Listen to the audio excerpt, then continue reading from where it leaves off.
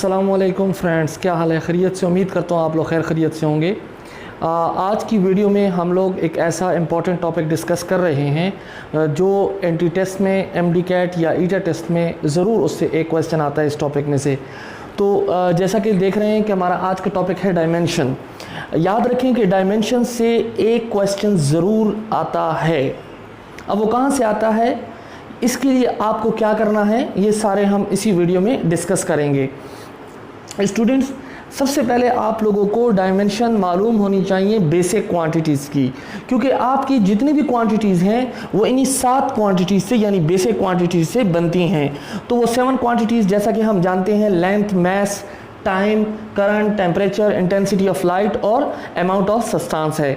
लेकिन याद रखें कि एफएससी के जो कोर्स में ज़्यादातर डायमेंशंस पूछी जाती हैं या ज़्यादातर जो डायमेंशंस हैं वो आपकी पहली इन 3 डायमेंशन से मिलकर बनती हैं, यानी कि एल, एम और टी से। आप देख सकते हैं कि हमारे पास जो ज़्यादा डायमेंशंस होती हैं, और कभी कुछ एमसीक्यूज़ में मैंने एम्पियर को भी देखा है, क्योंकि हमारे ज़्यादा कोर्स में लेंथ, मास, टाइम, करंट का ज़्यादा पोर्शन है। तो इस वजह से एमसीक्यूज़ भी ऐसा आता है जो लेंथ, मास, टाइम या ज़्यादा से ज़्यादा करंट की उसमें डायमेंशन मौजूद हो।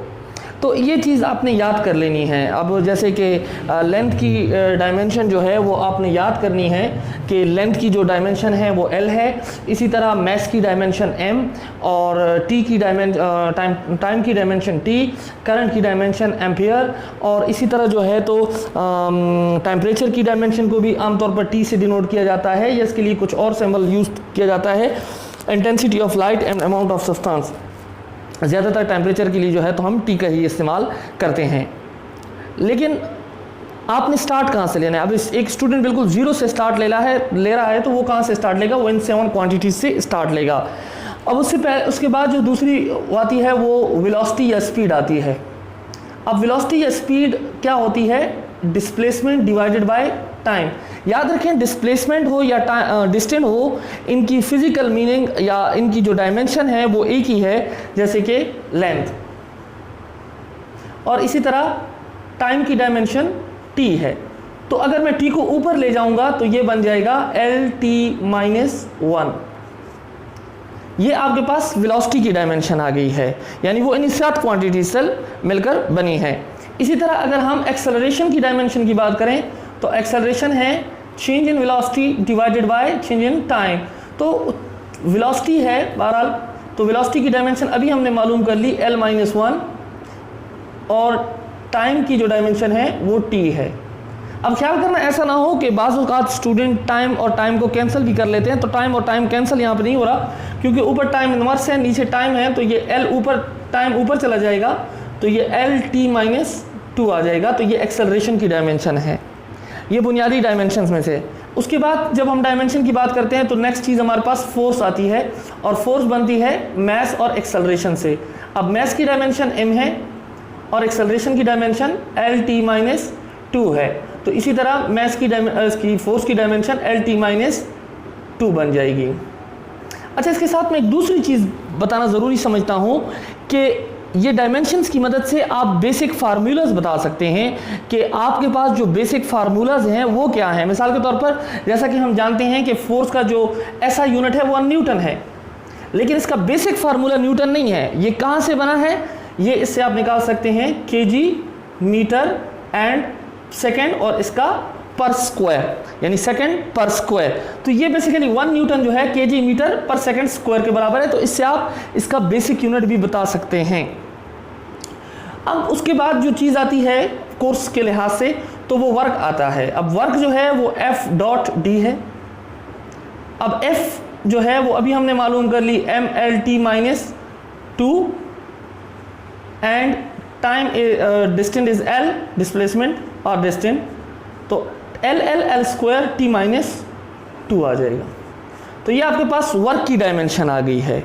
अब अगर आप पावर की डायमेंशन कैलकुलेट करना चाहते हैं तो वो भी बहुत आसान है। अगर हम पावर की डायमेंशन को देखें तो पावर की डायमेंशन होगी W/T। अब जैसा कि अभी हमने मालूम कर लिया, तो आप यहाँ पर एक चीज़ दूसरी भी आप देख सकते हैं कि ये डायमेंशंस ये चेन की तरह है। ये देखें, ये आपके पास ml² t, ये t ऊपर जाएगा, t इनवर्स है, एक t और आ जाएगा, तो ये आपके पास t-3 हो जाएगा। तो ये पावर की डायमेंशन आ गई है। इसी तरह किसी भी चीज़ की डायमेंशन आप निकाल सकते हैं, शर्त उसके लिए ये है कि आपको फार्मूला मालूम होना चाहिए और आपको बेसिक क्वांटिटीज़ का पता होना चाहिए कि इनके बेसिक मीनिंग्स क्या हैं या इनके बेसिक सिंबल्स क्या हैं। लेट्स से अगर लास्ट ईयर के एक डायमेंशंस की बात की जाए तो लास्ट ईयर हमारे पास एक डायमेंशन आई थी कि इलेक्ट्रिक डायपोल की डायमेंशन क्या होगी। अब ये सवाल था इलेक्ट्रिक डायपोल। अब इलेक्ट्रिक डायपोल की जो डायमेंशन है उसके लिए मालूम होना चाहिए कि इलेक्ट्रिक डायपोल का जो फार्मूला है या उसकी जो कॉम्बिनेशन है वो क्या है। तो जैसा कि हम जानते हैं कि इलेक्ट्रिक डायपोल को P से डिनोट करते हैं और वो हमारे पास Q × D के बराबर होता है।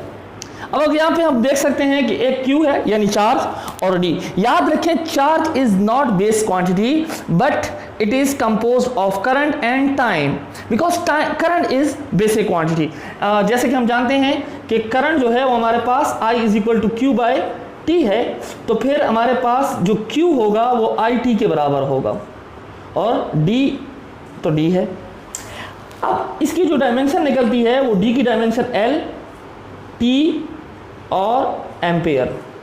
अच्छा, इसमें मज़े की बात यह है कि जब इसकी डायमेंशन निकाल रहे थे तो उसमें क्वेश्चन में जो आंसर थे उनमें जो है तो एक थोड़ी सी ट्रिक थी, ट्रिक तो नहीं कह सकते लेकिन आमतौर पे तो उसमें ये चीज़ बिल्कुल इस तरह नहीं थी, यानी L, T और एम्पेयर नहीं था, बल्कि उसके साथ हर एक के साथ m0 भी मौजूद था।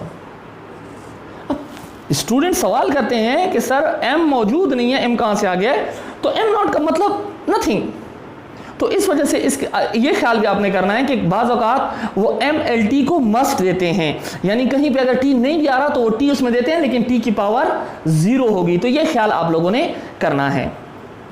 तो ये आपके पास MLT और A, ये इसकी इलेक्ट्रिक डायपोल की डायमेंशंस हैं। तो इसका वाहिद हल ये है कि आप जितने भी फार्मूलाज हैं किसी को भी इग्नोर ना करें और उसकी डायमेंशन को आप निकाल सकते हैं, बड़े आसानी के साथ निकाल सकते हैं। मिसाल के तौर पर अब जैसे ग्रेविटेशनल फोर्स में अगर हम बात करें G m1 m2 divided by r²।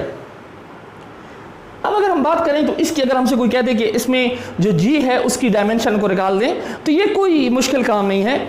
आप दो तरीकों से निकाल सकते हैं, या पहले आप फार्मूला G के लिए बना लें या पहले से डायमेंशन पुट कर लें फिर सॉल्व कर लें।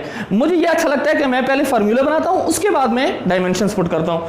तो अगर मैं इसमें G के फार्मूला निकालूंगा तो r² वहाँ मल्टीप्लाई हो जाएगा और m1 और m2 डिवाइड हो जाएंगे। अब जैसे कि हम जानते हैं कि r² रेडियस है या डिस्टेंस बिटवीन टू चार्ज है, आमतौर पे जो हम डिनोट करते हैं r को, तो यहाँ पर डिस्टेंस बिटवीन टू चार्जेस के, डिस्टेंस बिटवीन टू मैसेज के लिए इस्तेमाल हो रहा है। तो इट इज़ अ डिस्टेंस, तो डिस्टेंस को आमतौर पे हम L ही।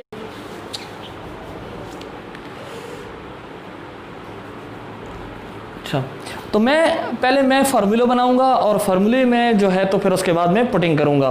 तो जैसे कि आप देख सकते हैं कि अगर मैं r² को उस तरफ ले जाऊं तो ये आपके पास बन जाएगा r² f divided by m1 divided by m2।